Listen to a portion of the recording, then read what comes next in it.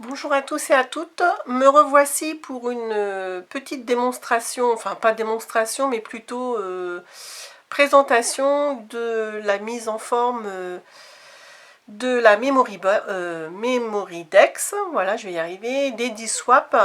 Si vous voulez retourner à la vidéo, ça fait peut-être 2 ou 3 vidéos que je vous ai présenté ces deux achats sur la boutique de Caramel Studio.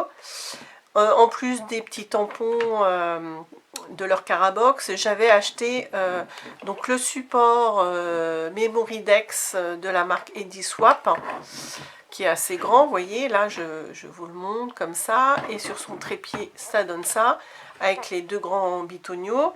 Et plutôt que d'acheter les cartes toutes faites, comme j'ai énormément de chutes de papier, j'en ai fait déjà pas mal, j'ai utilisé la perforatrice, exprès pour faire les désencoches pour que les cartes aillent dedans.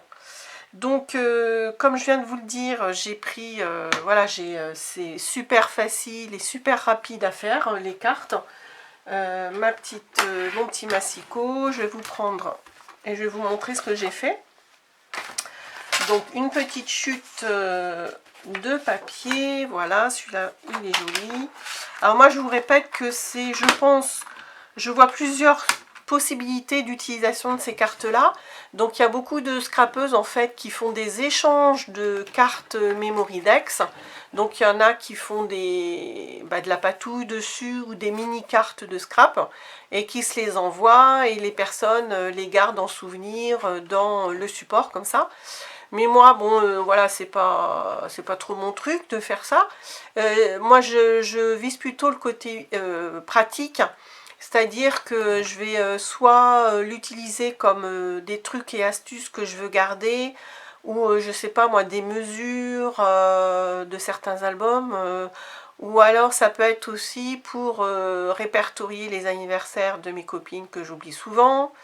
Et puis j'ai eu l'idée aussi d'une autre utilisation, donc je peux vous montrer tout de suite pendant que j'y suis. Donc là, si je prends une carte, j'avais acheté, ça fait très longtemps, vous voyez ces petites pochettes plastiques, donc là c'est autocollant, là ça va être collant. Et donc vous voyez là, j'avais acheté ça il y a très longtemps dans un magasin, c'était chez Max Plus je crois. Mais bon, ça fait longtemps, hein. J'ai regardé, il y en a plus du tout. Et quand je vois, regardez un petit peu, c'est pile poil la largeur de ma carte. Et je me suis dit, pourquoi pas, pour ranger, vous savez, quand on fait des petites découpes, alphabet ou autre. Donc, vous voyez, en plus, la petite enveloppe se ferme. Donc, ça peut tout à fait aller là-dedans. Et je pense que c'est super pratique d'avoir ça sous la main. Voilà, des fois, vous voyez, on se fait des petites découpes d'avance et on les range là-dedans. On peut en mettre quand même pas mal dans la petite enveloppe. Ça peut être une idée de rangement assez sympa parce qu'en plus, on en met énormément. Donc, pour vous montrer comment j'ai fait, moi j'ai fait 10,5 de large, enfin de longueur, pardon, et de hauteur 9,5. Ensuite, c'est super facile avec la perfo. Je la mets là, on a deux traits pour bien visualiser la moitié, enfin pour être au milieu. Hop, vous voyez. Et j'ai mes deux encoches, hop, ça se met super bien. Et c'est pas pour autant que ça s'enlève aussi facilement. Donc voilà, je vous montre, hein, regardez, j'ai encore plein de place et pourtant regardez un peu la quantité de cartes que j'ai faites. Je les ai même pas comptées parce que j'ai utilisé plein de chutes, donc ça c'est génial aussi pour utiliser les chutes. Alors je sais pas, moi j'en ai peut-être une cinquantaine, hein, facile, et regardez un peu toute la place que j'ai encore.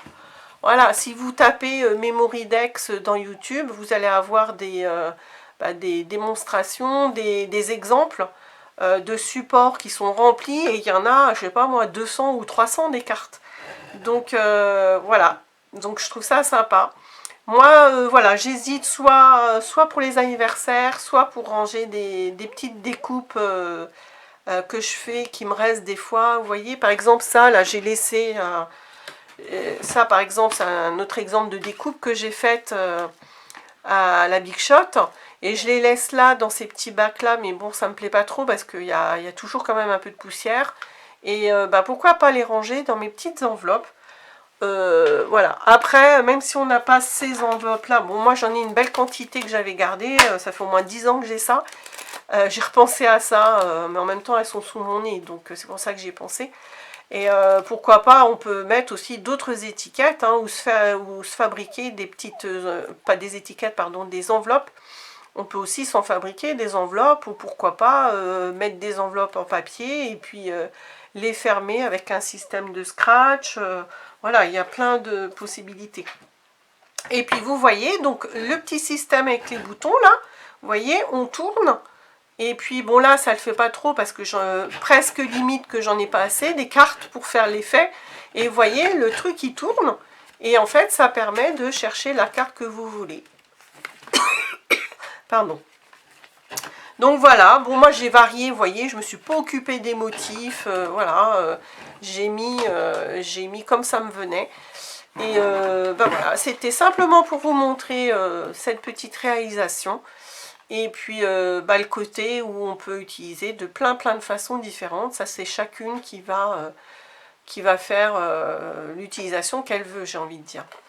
Voilà, et puis bon, alors vous allez me dire, ah bah oui, mais il faut acheter le support et tout. À voir sur les brocantes, hein. Moi je sais qu'il y a quelques années, j'en avais acheté un sur une brocante. Un support comme ça qui était à l'origine pour un répertoire en fait, comme on a connu quand on était gamin en fait. Voilà, bah écoutez, je vous laisse là-dessus, et puis voilà, ça peut vous donner envie, ou si vous aviez le matériel et que... moi ça m'arrive hein, d'avoir du matériel, des trucs comme ça, de côté, et puis je m'en suis jamais préoccupée, donc peut-être que ça va vous redonner l'envie de l'utiliser. Voilà, ben je vous laisse, et je vous dis à une prochaine fois. Au revoir.